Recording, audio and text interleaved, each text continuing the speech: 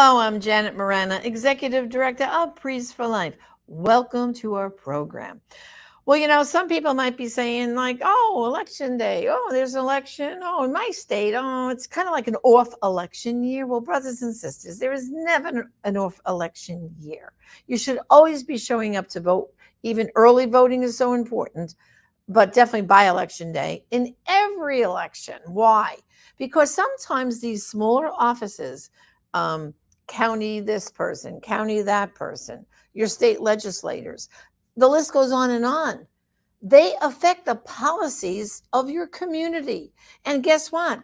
Sometimes they move up the ladder. Like, let's not forget, President Obama was started as a community organizer. So, right now, we're going to pay attention to two states in particular where we have an opportunity to make big advances for the pro-life issue.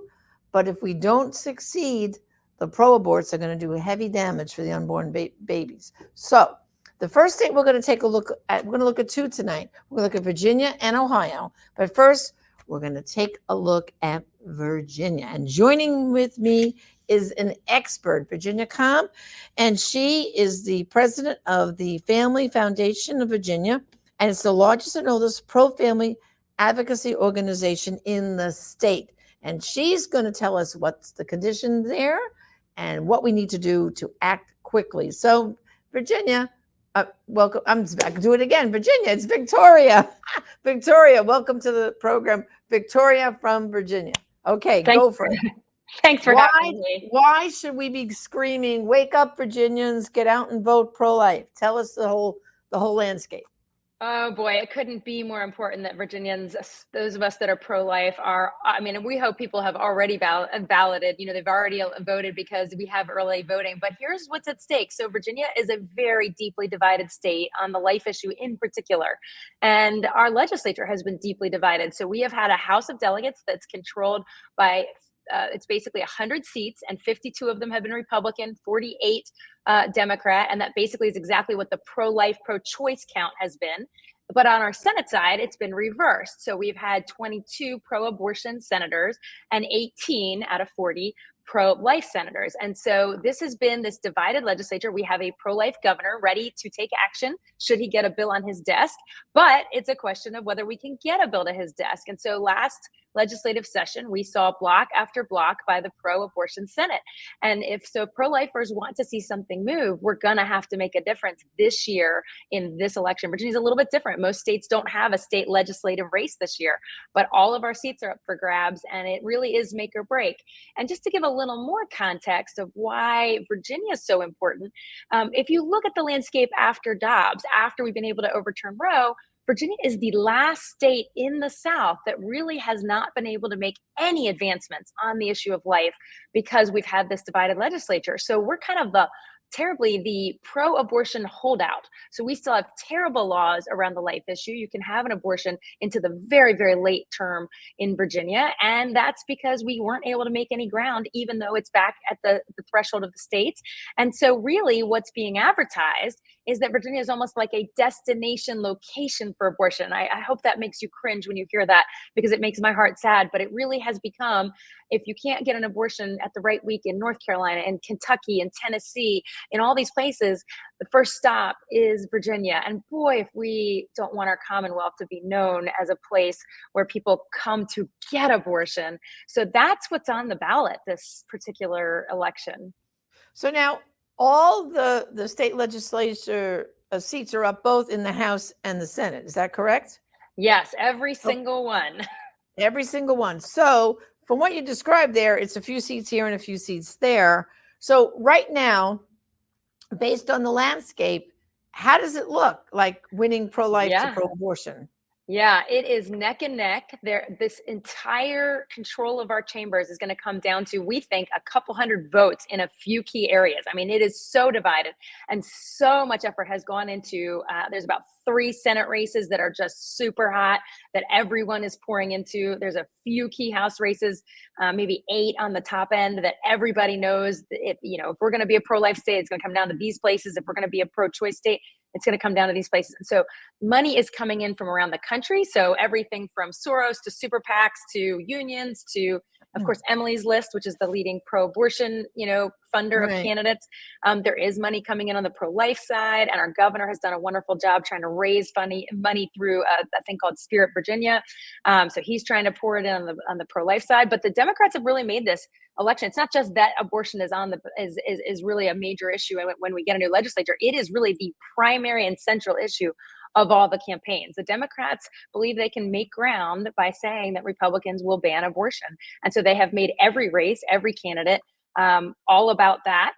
And the Republicans have done their best to try to answer that. They're trying to point out that it is, in fact, been the Democrat Party in Virginia that actually stood for a bill that would have allowed abortion up until the moment of birth. And we say paid for by the tax dollars. I mean, that's really what they're standing for with most of these Right. candidates. We're not a partisan organization, but it tends to, these races have really had statements made by the two political parties about life. And so it's been interesting to watch. So a lot of the country is now going to look at Virginia, look at these races and go, okay, this was a battle over abortion.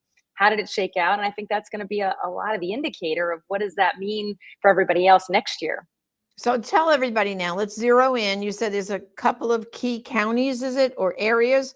Could you just name them? So, because listen, everyone listening right now, even if you don't live in Virginia, I bet you know someone who does. Time to take out your old Christmas card list or your phone and let the people you know that live in Virginia what's at stake. So tell us, where do we laser our focus on those neck and neck places? Where are they? Well, I'll name one that most people are aware of if they paid any attention to the parents' rights battles in Virginia, and that is Loudoun County.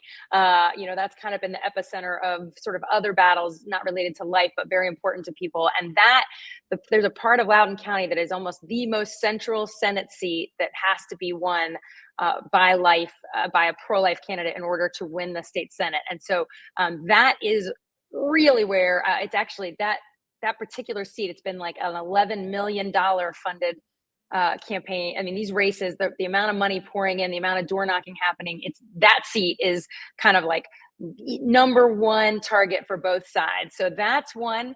The Fredericksburg area is a pretty major city in Virginia. The Fredericksburg area is another one. And again, these are places that used to be more reliably conservative, more reliably pro-life.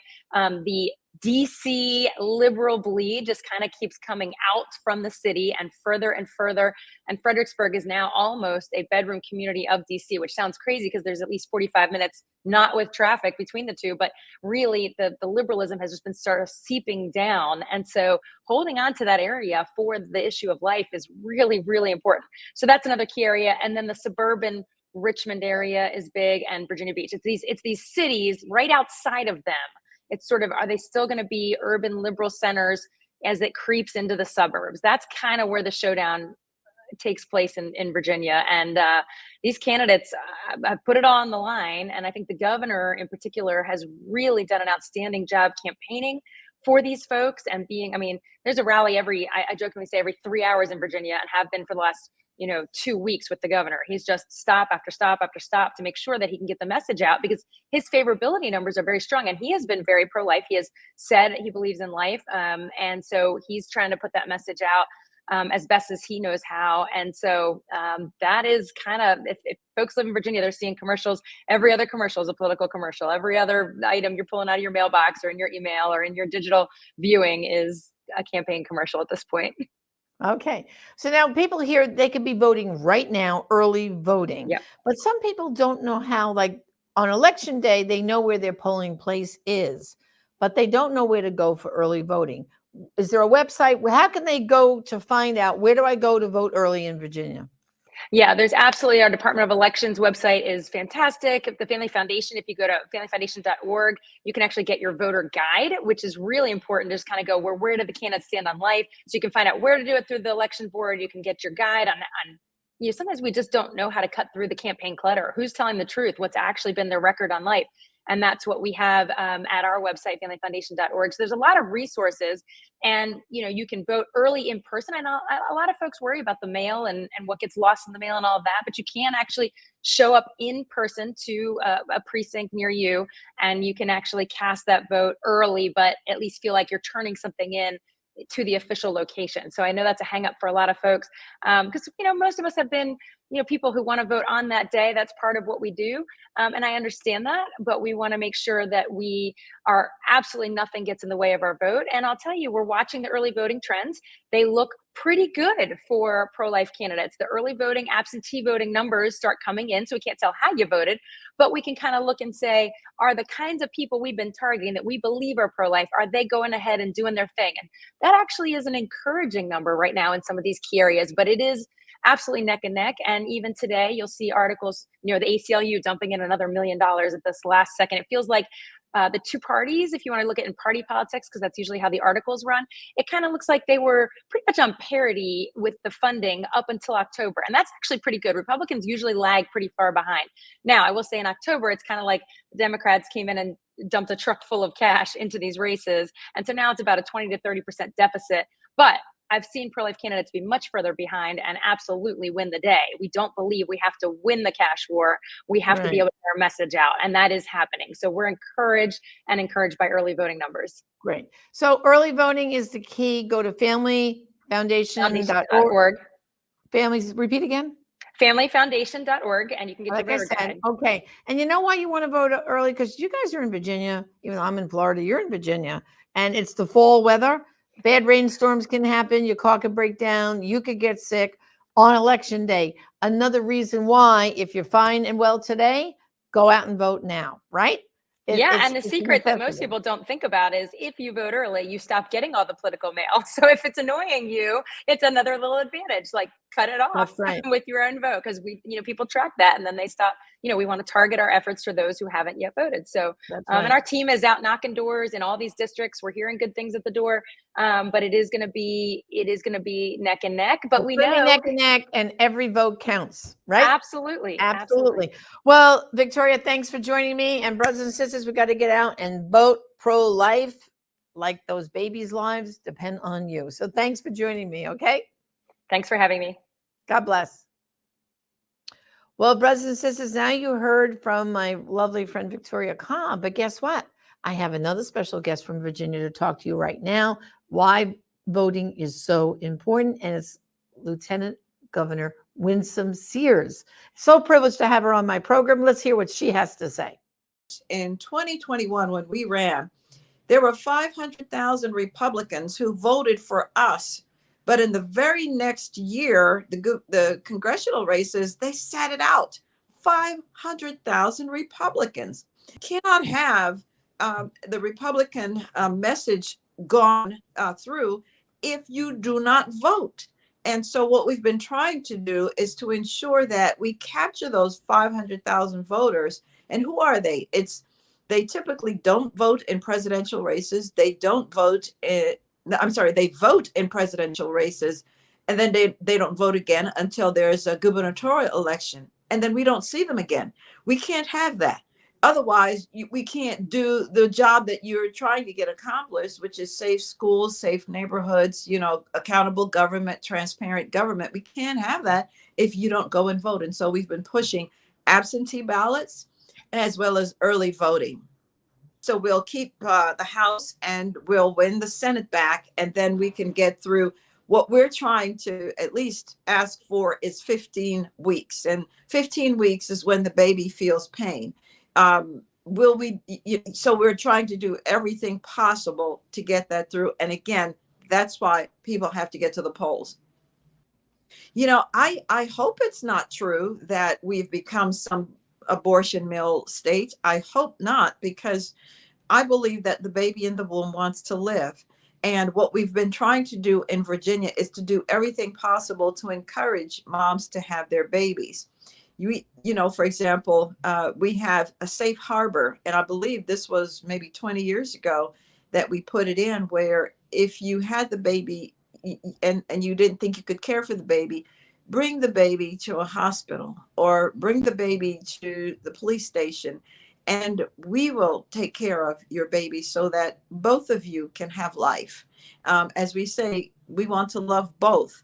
We have been trying to put in policies for daycare. We've been trying to put in policies for better work environments and better education, so that moms can be able to live in a good way, with a good income, and be able to afford babies. So we've been trying to do everything we can, and we're hoping that people will make a different choice. I believe in life. I believe, again, the baby wants to live. As Ronald Reagan said, those who are for abortion have already been born. And, here in Virginia, we had a governor who said that you can have almost an abortion, even sort of after the baby is born.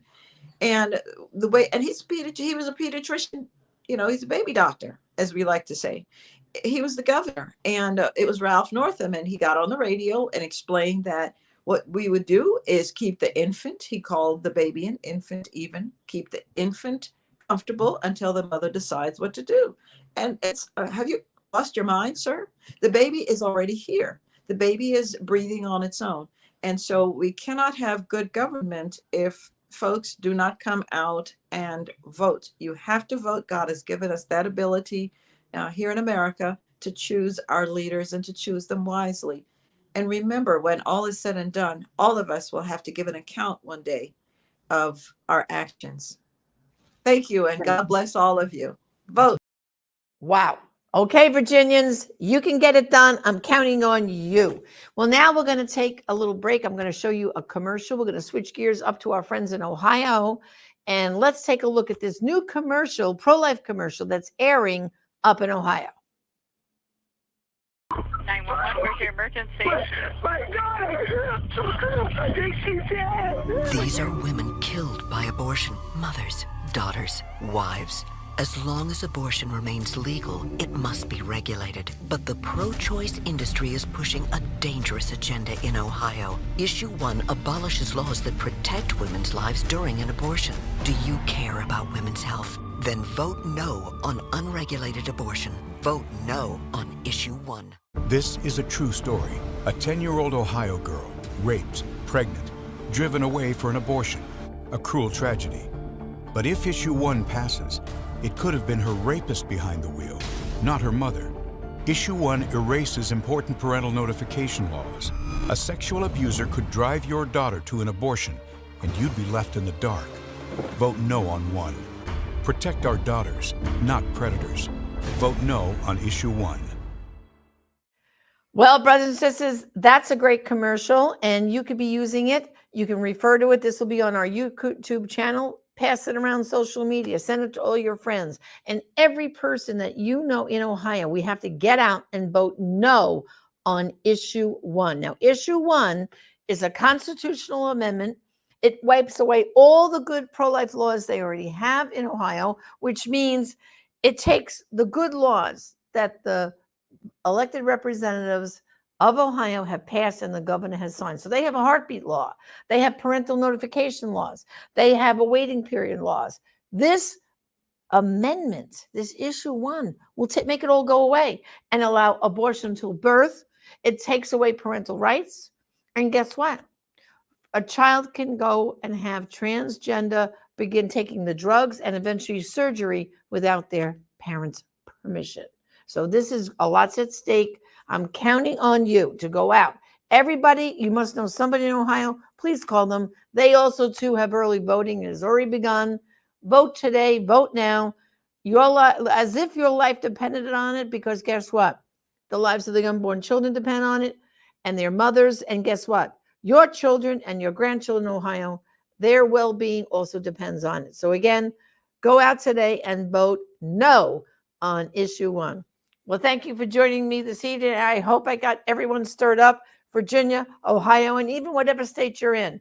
Voting every election is key. That's how we keep the liberals and the pro-aborts out. Again, thank you for joining me on my program. And remember, brothers and sisters, it's all up to you. There are some abortions only you're going to be able to stop, and some lives only you can save. Join me again next time. Thank you, and God bless.